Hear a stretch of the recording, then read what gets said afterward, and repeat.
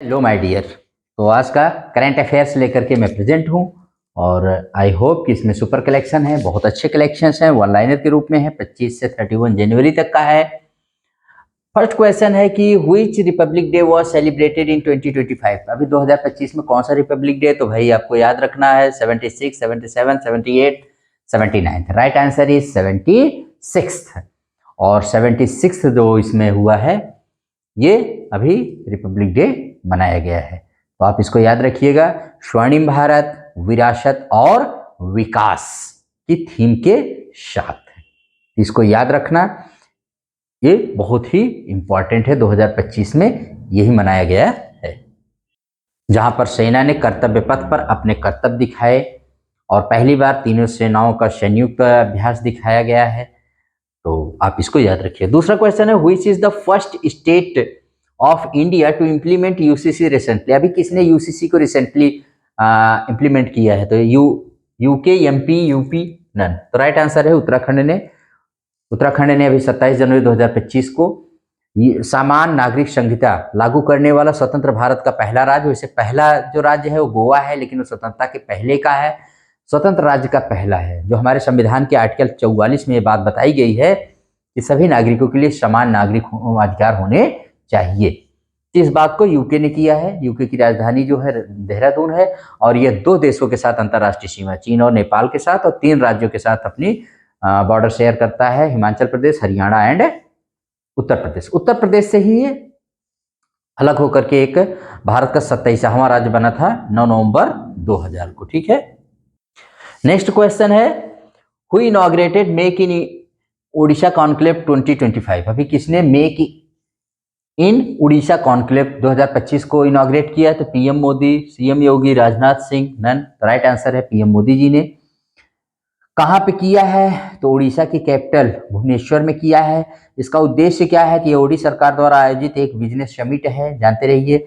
उड़ीसा सरकार का लक्ष्य उड़ीसा को ग्लोबल इंडस्ट्रियल सेंटर के रूप में बदलने के लिए 5 लाख करोड़ रुपए जुटाना इसका उद्देश्य है। और फोकस कंट्री के तौर पर इसमें 15 देशों के राजनयिक शामिल हुए थे। तो बहुत बड़ा इवेंट है उड़ीसा में, याद रखिएगा। नेक्स्ट क्वेश्चन है, how many persons to be awarded with Padma awards in 2025। 2025 में कितने लोगों को पद्मा अवार्ड? तो इसका आंसर में है, ऑप्शन में 139, 942, 500, 600। राइट आंसर है 139। तो जानते रहिएगा, हर साल 76वें गणतंत्र माने 76वां इस बार मनाया गया है। गणतंत्र दिवस की पूर्व संध्या पर इन अवार्ड्स की घोषणा की जाती है। इस बार 139 लोगों को माने पद्म पुरस्कार देने का ऐलान किया गया है। 139। इसकी स्थापना 1954 में की गई थी। पद्म विभूषण 7 लोगों को, पद्म भूषण 19 लोगों को, पद्म श्री 113 लोगों को, कुल 139 लोगों को। इसमें इस पद्मा अवार्ड में 13 महिलाओं को भी दिया जाएगा।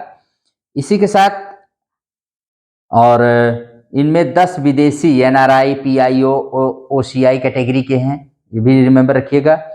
और 13 हस्तियां, 13 लोग ऐसे हैं जिनको मरणोपरांत दिया जा रहा है। एक चीज और याद रखिए, 942 है। 942 जो मैंने लिखा, इसमें ये वीरता और सेवा मेडल दिया गया है 942 लोगों को। केंद्र सरकार ने 942 गैलेंट्री अवार्ड की घोषणा की। ये भी पूर्व संध्या पर ही उसके माने गणतंत्र दिवस की। वीरता मेडल जिसको गैलेंट्री मेडल कहते हैं, सेवा मेडल जिसको सर्विस मेडल कहते हैं, ये मेडल सैन्य, पुलिस और अन्य कर्मियों को वीरता व बलिदान के लिए दिए जाते हैं रिपब्लिक डे की पूर्व संध्या पर।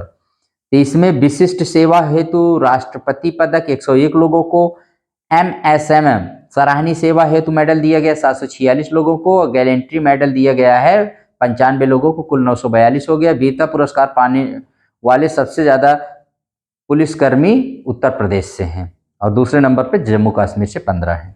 तो इसको आप रिमेंबर रखिएगा, बहुत ही इंपॉर्टेंट ये भी है।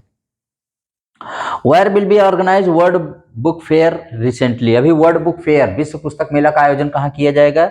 न्यू दिल्ली, मुंबई, चेन्नई और नन। इसका राइट आंसर है नई दिल्ली, जो यमुना नदी के किनारे है और वहां पर विधानसभा इलेक्शन भी होने वाले हैं। तो न्यू दिल्ली जानते रहिएगा, वहीं पर होगा। ये 9 दिवसीय माने बुक फेयर लगेगा और 1 फरवरी से शुरू होगा। इसका उद्घाटन राष्ट्रपति जी करेंगी। और मेले की थीम जो है 2025, मेले की थीम क्या है? हम भारत के लोग, हम भारत के लोग। और इसका मुख्य देश जो फोकस कंट्री है रूस है।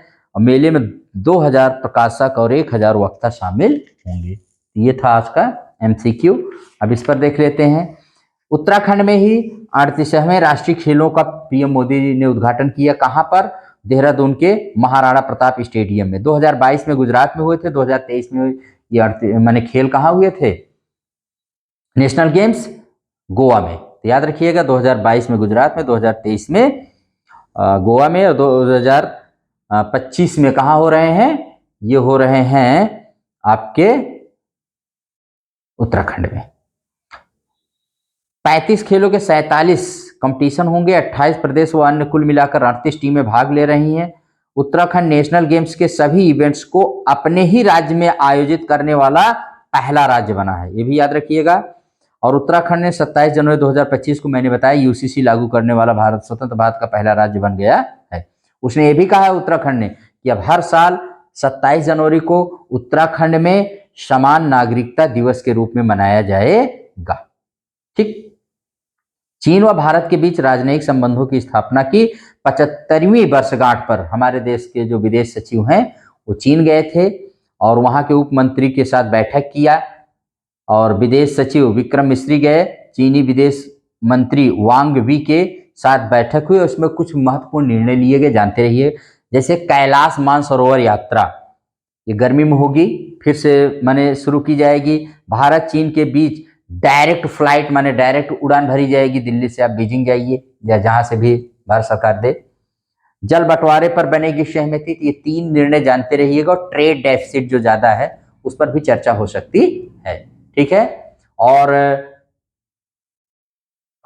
ये तीनों चीजें जानते रहिएगा हमारे यहाँ के, क्योंकि ये सब गलवान जो 2020 में गलवान घाटी में जो झड़प हुई थी चीन और भारत के सैनिकों के बीच में, जिसमें हमारे 20 सैनिक और उनके 30-40 सैनिक भारतीयों ने मार दिए थे, उसके बाद से ये बंद थी यात्रा। तो 5 साल बाद ये सब कार्यक्रम फिर से शुरू होने वाले हैं, तो बहुत इंपॉर्टेंट रखते हैं। चीन की राजधानी बीजिंग है, जानते ही हैं।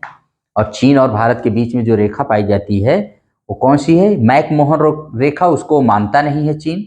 और जो LAC है, लाइन ऑफ एक्चुअल कंट्रोल, इस पर भी विवाद लेकर के रहता है। और अरुणाचल प्रदेश को चीन कहता है कि ये मेरा दक्षिणी माने तिब्बत का हिस्सा है, तो उसके साथ विवाद ज्यादा है, इसको जानते रहिए। हाँ, चीन ने अभी तहलका मचाया है AI रेस में। उसने डीप सीक मतलब AI मॉडल प्रस्तुत कर दिया है और जो दुनिया की सारी कंपनियों को ध्वस्त कर दिया है।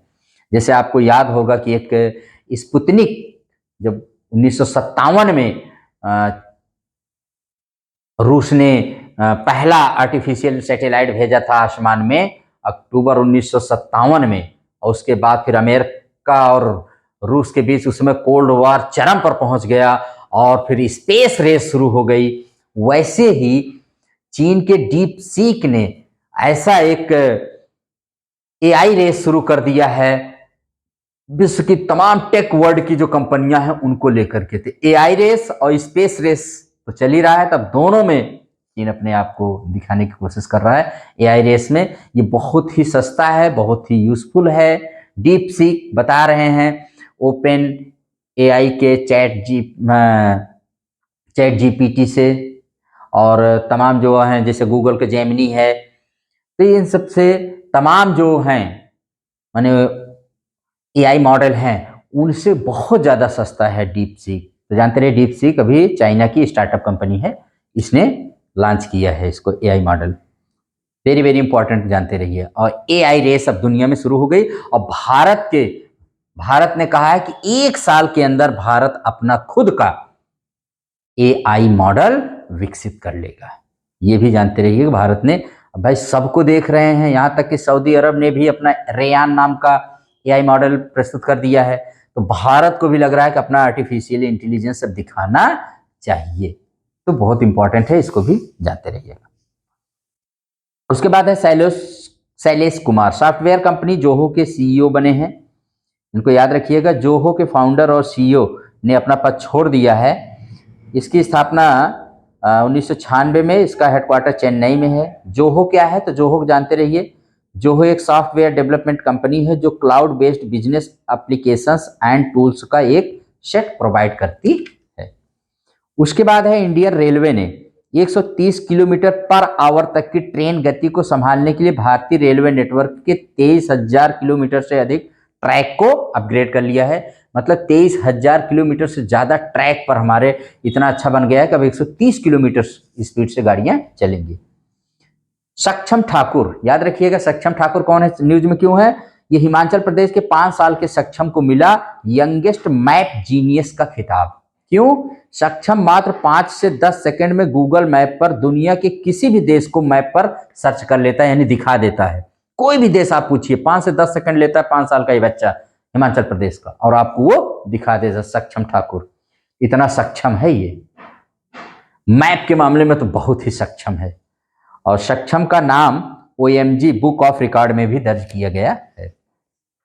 वक्फ संशोधन विधेयक को JPC की मंजूरी मिल गई 27 जनवरी 2025 को। लोकसभा में 8 अगस्त 2024 को पेश किया गया था।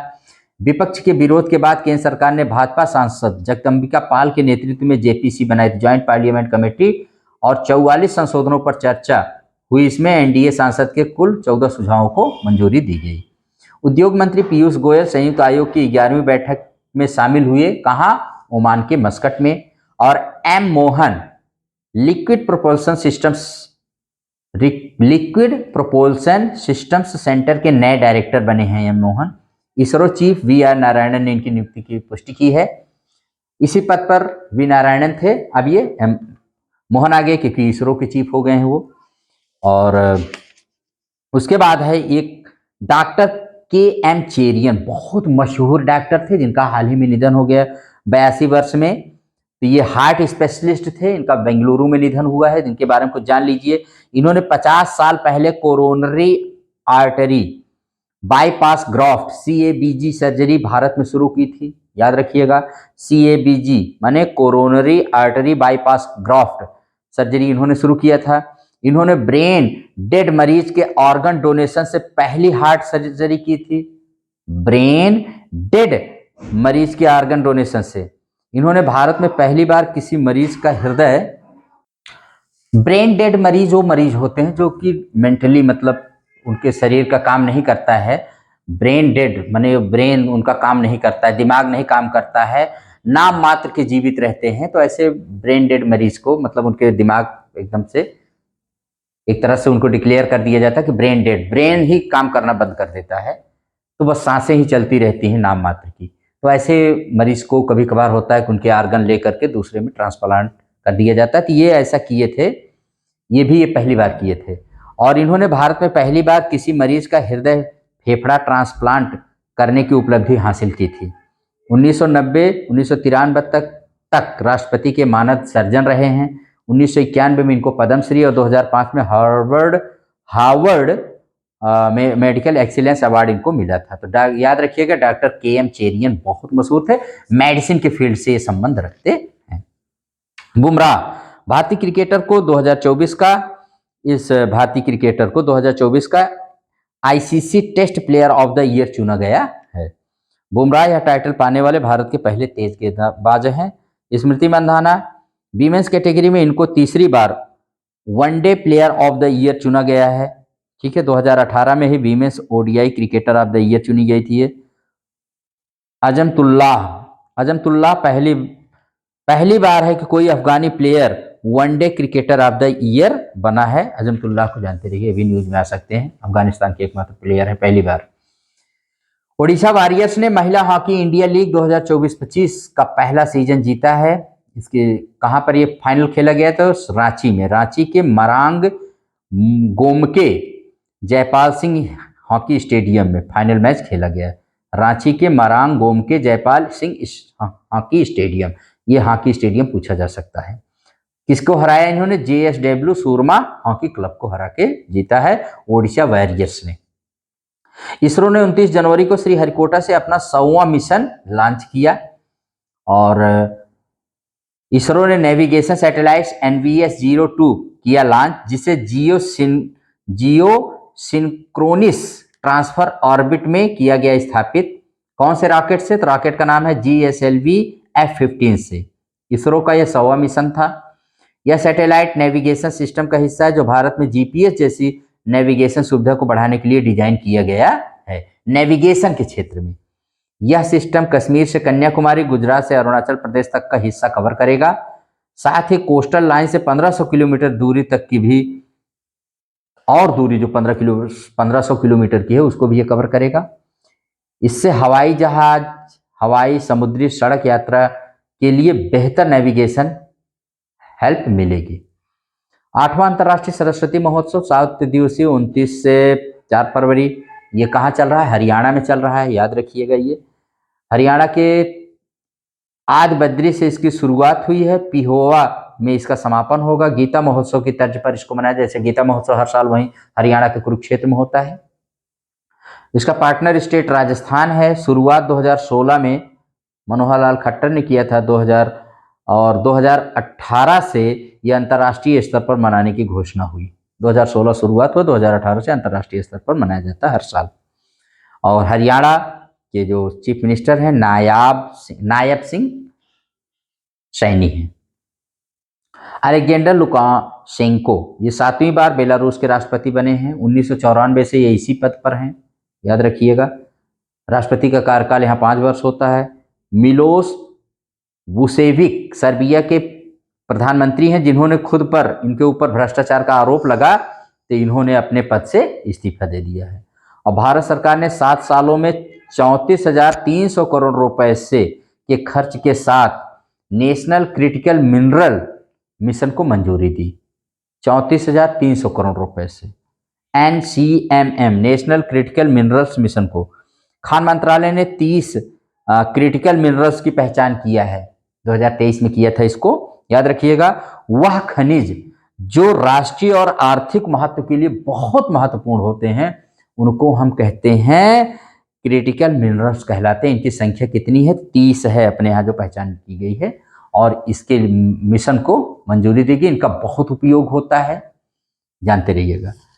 और अमेरिका के 47वें राष्ट्रपति ट्रंप ने क्यूबा के ग्वांतानामो बे में अमेरिकी नौसेना बेस पर 30,000 लोगों की क्षमता का प्रवासी हिरासत केंद्र बनाने की घोषणा की है। अमेरिका के राष्ट्रपति बनने के बाद ये पहला कानून है जिसका उन्होंने साइन किया है। इसमें वह अपराधी प्रवृत्ति के जो समुद्र से आते हैं अप्रवासी, उनको वहां पर बंद करके रखा जाएगा। डिटेंशन सेंटर बनाया जा रहा है अमेरिका के द्वारा। इसके लिए ट्रंप ने लैकेन रिले एक्ट का पर साइन किया। ट्रंप के राष्ट्रपति बनने पर यह पहला कानून है जिस पर उन्होंने साइन किया। एक्ट का नाम याद रखिएगा, लैकेन रिले एक्ट। इसके तहत जो भी अप्रवासी हैं इलीगल अमेरिका में, उनको सबको वहां पर अपराधी प्रवृत्ति के वहां पर रखा जाएगा। हालांकि क्यूबा ने इसका विरोध किया है। ये ग्वांतानामो बे जो वहां पर जेल है अमेरिका की, वो बहुत ही मशहूर रही, कुख्यात रही है। अपने यहाँ पर बहुत ही ज्यादा टॉर्चर किया जाता है अपराधियों को जो रखा जाते हैं। वहां पर अमेरिका का नौसैनिक अड्डा है ही, ठीक है, तो इसको जानते रहिएगा। और केंद्रीय कपड़ा मंत्री गिरिराज सिंह ने नई दिल्ली में डॉक्टर अंबेडकर अंतर्राष्ट्रीय केंद्र में हथकरघा सम्मेलन हैंडलूम कॉन्क्लेव मंथन का उद्घाटन किया। गणतंत्र दिवस पर उत्तर प्रदेश की ओर से निकाली गई झांकी पीपुल्स चॉइस अवार्ड कैटेगरी में पहला स्थान, जबकि गुजरात की झांकी को दूसरा स्थान मिला है। यूपी की थीम क्या थी? महाकुंभ, जान ही रहे हैं।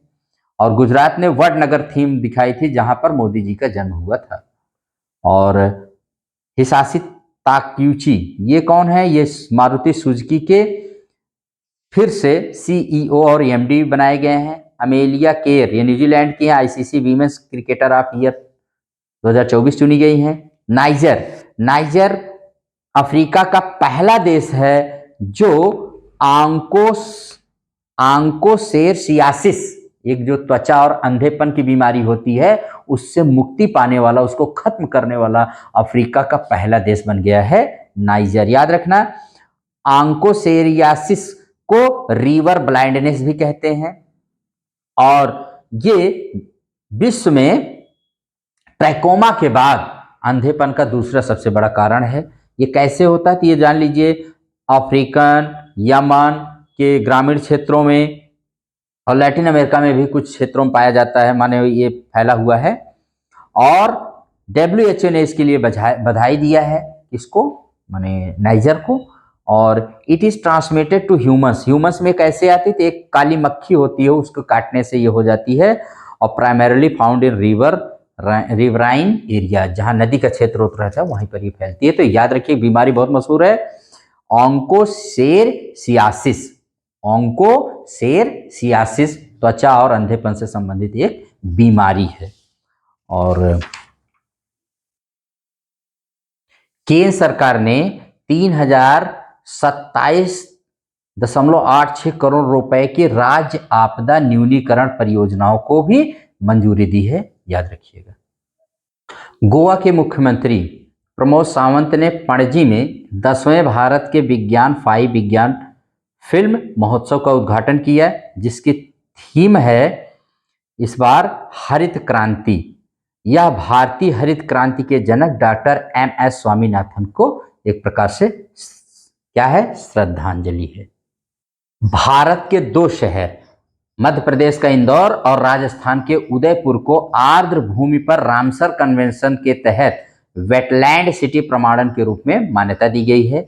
ये भारतीय शहर दुनिया भर के उन 31 शहरों की सूची में शामिल हैं जिन्हें वेटलैंड सिटी प्रमाणन शहरों का प्रतिष्ठित दर्जा दिया गया है। याद रखिएगा इसको। भारत सरकार ने 2030 तक 10,000 GI टैग्स का एक टारगेट दिया है। कितना? तो 10,000 GI टैग्स। और according to the department for promotion of industry and internal trade DPIIT, 605 Indian products have been issued GI tags till date. आज तक 605 प्रोडक्ट को मिला है। 2030 तक यानी अगले 5 सालों में 10,000 GI टैग्स होंगे भारत के। Darjeeling tea was the first product to be given a GI tag in 2003। 2003 में GI टैग दार्जिलिंग टी को पहली बार दिया गया था। इसको आप रिमेंबर रखिएगा। माइकल मार्टिन दूसरी बार आयरलैंड के प्रधानमंत्री बने हैं, जानते रहिए। तो यही था आज का 25 से लेकर के 31 जनवरी तक का सुपर कलेक्शन, जो देगा आपको सिलेक्शन। एंजॉय करिए। अगर क्लास पसंद आए तो लाइक एंड शेयर करिए। Thank you very much.